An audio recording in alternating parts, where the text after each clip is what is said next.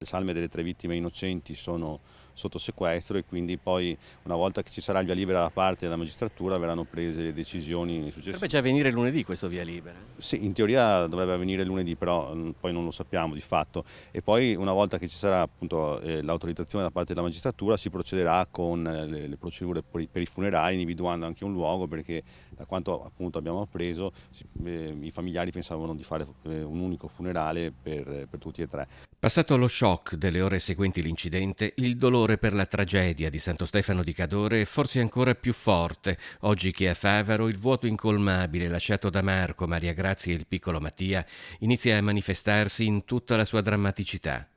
La data del funerale, unico per tutte e tre le vittime dell'investimento, non è stata ancora fissata. Presumibilmente il funerale dovrebbe essere celebrato mercoledì o giovedì nella chiesa di Dese. Noi le abbiamo dato una serie di opzioni, oppure perlomeno capire le varie difficoltà nelle varie chiese, quindi dopo saranno loro che decidono qual è la chiesa più adatta secondo loro, e noi di conseguenza ci adatteremo al servizio per poter migliorare, per essere il migliore possibile il servizio della cerimonia, in modo da renderlo più semplice per loro. I familiari sono intanto rientrati ieri sera da Santo Stefano di Cadore. In queste ore attorno alle famiglie Potente e Antoniello si sta stringendo l'intera comunità di Favaro.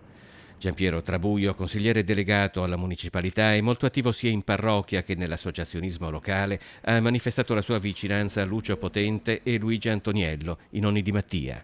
Lucio l'ho sentito telefonicamente, appunto addolorato moltissimo proprio poche Lucio ore. ha perso la moglie. Poche ore dopo che è successo, mentre Antoniello proprio sono andato ieri sera a casa sua per trovarlo, per capire appunto la situazione, e l'ho visto molto molto abbattuto. La vicinanza sicuramente è quella che a loro serve di più, e il fatto di non pensare troppo ovviamente a questo, perché è un dolore enorme.